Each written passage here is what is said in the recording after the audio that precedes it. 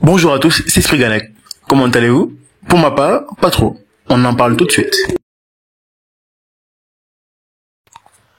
Alors, nous nous étions laissés la semaine dernière avec une apparition plutôt surprenante du grand-père de Perceval, Varghese.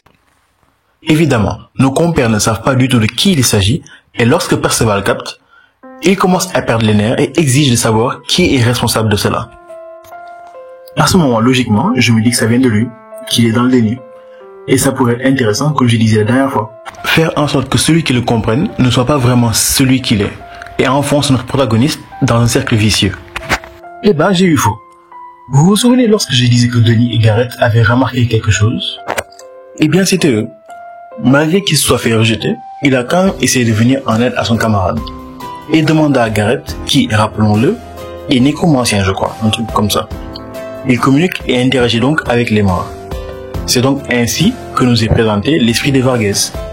La discussion entre les deux est intéressante, puisque Percy fait part de ses inquiétudes, ce qu'il n'a jamais fait il me semble depuis son retour et qu'il sait qui il est réellement. Donc il se confie sur le lien du sang, avec son grand-père, lien qu'il n'a pas, et son inhumanité, même si s'il y a des autres. Le plus important ici, c'est l'esprit qu'il y a entre eux, la volonté qui est passée de génération en génération.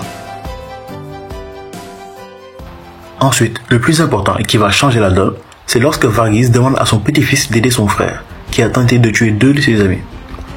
Alors, je ne sais pas dans quel monde il vit, mais en aucun cas on va aider quelqu'un qui a tenté de liquider ce qu'on peut considérer comme sa deuxième famille. Enfin, j'espère.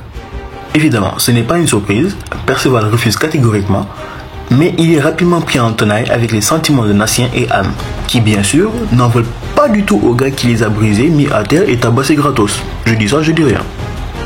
Un dicton sans importance. Mais ça deviendra un jour aussi ta devise, Perceval. Anéantir le mal et aider les plus faibles.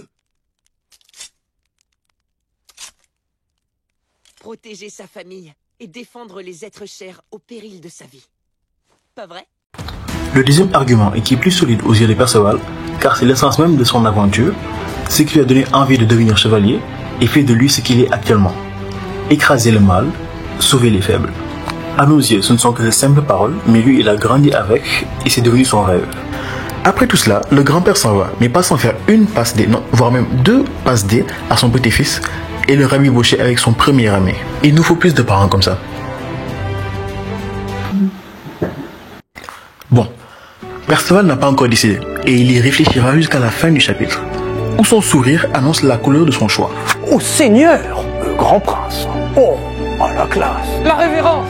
Oh, c'est un saint homme. Pour être honnête, je trouverais dommage que le souci lié à Perceval qui s'enfonce soit réglé aussi vite. Peut-être qu'il aurait été mieux que cela dure plus longtemps, ou au moins qu'il se rende compte de son état durant son combat contre Diodora. La solution est venue beaucoup trop vite et ça reste cohérent, normal, et il faut bien utiliser les persos présents, mais encore une fois, il aurait été beaucoup mieux que ça aille plus loin. C'est dommage. Mention spéciale à Denis qui, même s'il n'est pas le plus utile et forcément pas le plus mis en avant par Nakaba, est toujours là pour ses camarades et pour la cohésion du groupe, particulièrement. J'aimerais qu'on en parle plus, mais c'est compliqué vu le roster qui l'entoure. Bon, je ne vais pas non plus continuer à parler dans le vent.